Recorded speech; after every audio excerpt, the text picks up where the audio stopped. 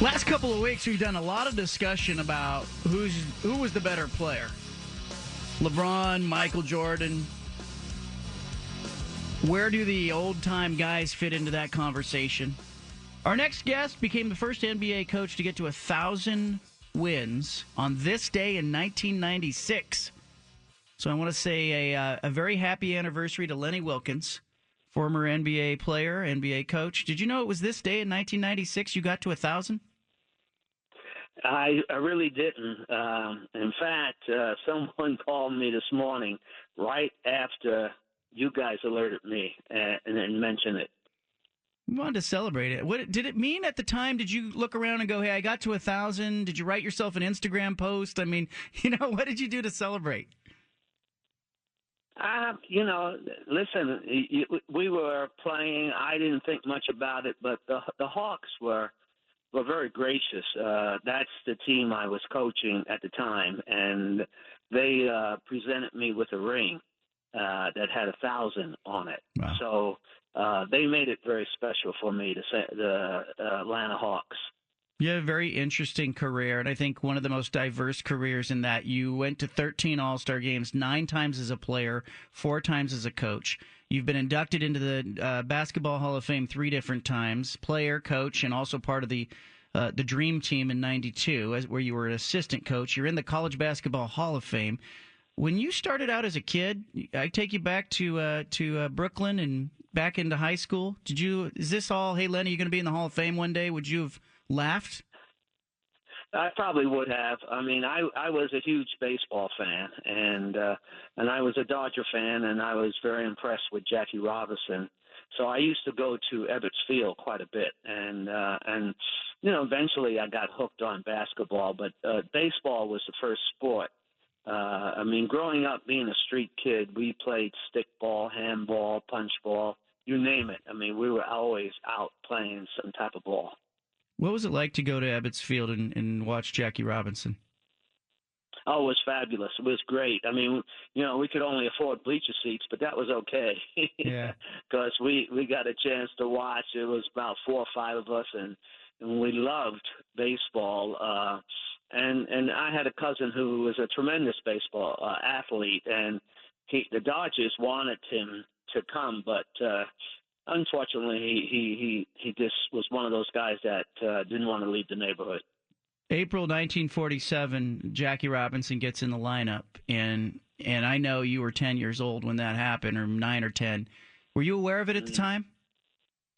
Yes, we were very much aware of it. I mean, we followed things. We were taught by the Sisters of Mercy at Holy Rosary Catholic Elementary School, so we were very much aware of everything. I mean, we were into politics and everything. We used to always tease that Sisters of Mercy that showed no mercy, stuff like that. But they were great teachers, and so I was very much aware of what was going on.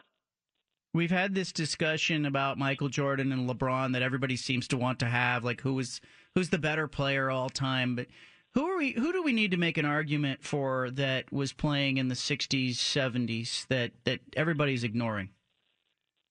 Well, I think that they didn't see Oscar Robertson. This guy averaged a triple-double. Yeah. I mean, that was a part of his makeup. And he was one of the guys that I would say, Can you hold on 1 second? Yeah. I have to. Nope. Yeah. No problem. We're with Lenny Wilkens. I'm sorry. Lenny Wilkens, former NBA coach, NBA player. What's going on in the background, Lenny? Oh no. My wife was yelling to me. She was leaving. So I love it. Yeah. Yesterday we had Terrell Brandon on. There was sirens in the background. One time we had a guy on who was on a farm. You could hear the dog barking in the background. I love the organic feel of it. What's like for you? You've been through so much. You've got a gold medal from the Barcelona Olympics and the '96 Olympic Games as an assistant coach, and then you've got the All-Star. You've got the the MVP of an All-Star game once. You had an NBA championship in '79. When you look at all that stuff, Well, now you're at home. Do you miss the adrenaline rush of the games? Well, sometimes I do. I watch a lot of the games. I get excited during the playoffs. It's a couple of things that you might have left out. I was the head coach of the Dream Team in '96, and in '92 I was the assistant That's coach. right. That's right. Yeah, so I got a gold medal for both. And then, going into the Hall of Fame 3 times, that's huge. Yeah. So, and then I did consulting 1 year for the Korean national team, and they had never finished above 7th in the Asian games, and I got them to the gold medal game, and they lost, but still they came in second. And so, I've had my hand on a lot of things, and I still follow the game. I watch it, I don't miss being at it full time, but I certainly would like to be involved. What was it like to coach and consult with the Korean national team, given that you had been at the highest level with the best players, the Dream Team, and then Barcelona and Atlanta? What was it like then to have that experience? Well, they were very gracious. My son was with me, and we went to Korea. They have a league over there. They have 10 pro teams. And of course, on each team, they could have, 1 or 2 people who are not Korean, but all the rest have to be Korean. So, but it was fun because I had an interpreter. I ate a lot of Korean food, but, I helped them select the team. We had guys come in, we watched them play, practice, and then we selected the team. And then I took them, had them come over to the States and to play in Las Vegas in the Summer League, where they didn't win a game.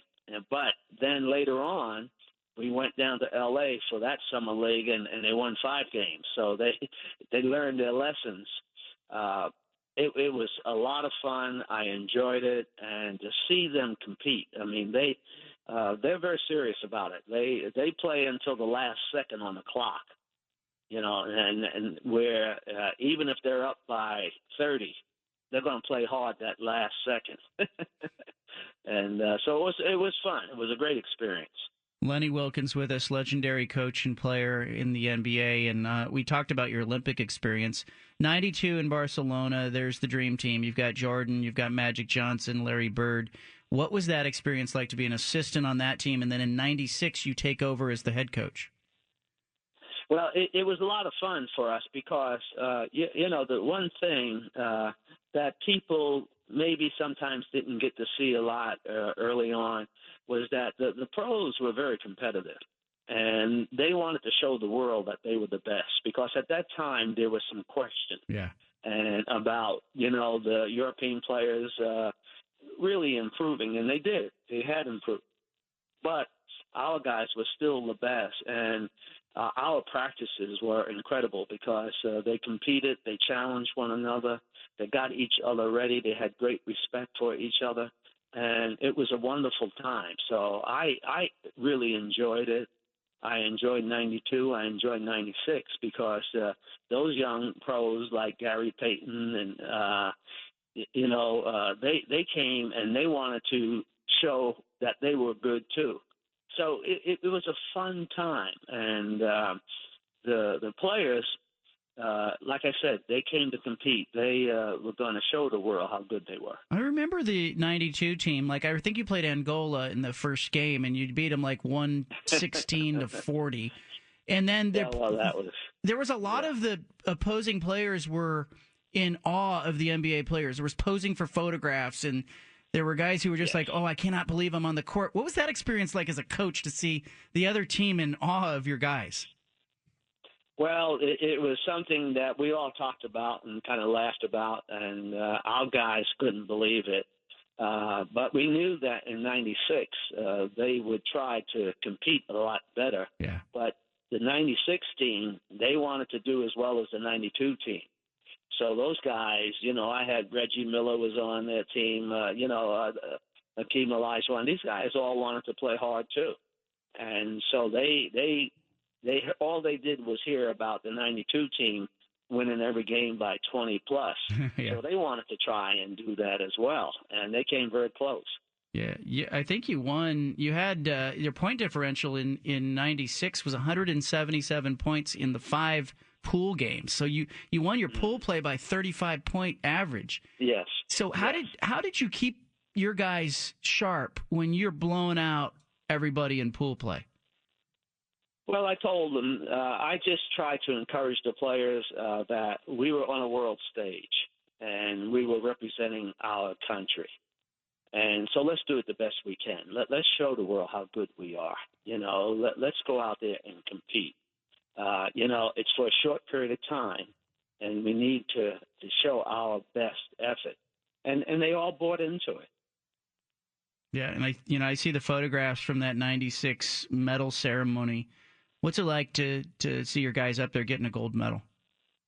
It was wonderful. It was wonderful because that was our goal. Our goal was to win the gold. And so when you can accomplish your goal, wherever it is, you want that, and I tell even young people is that, be as good as you can be. Always believe that you can make a difference, and let that be your moniker. So, and fortunately, we were able to be successful at it. Did you ever get to meet Jackie Robinson? Oh yeah. I got to know him, and I mean, he was a guy that I said that, I was so impressed with his character, with how he carried himself. I mean, he was going to compete no matter what the circumstances was.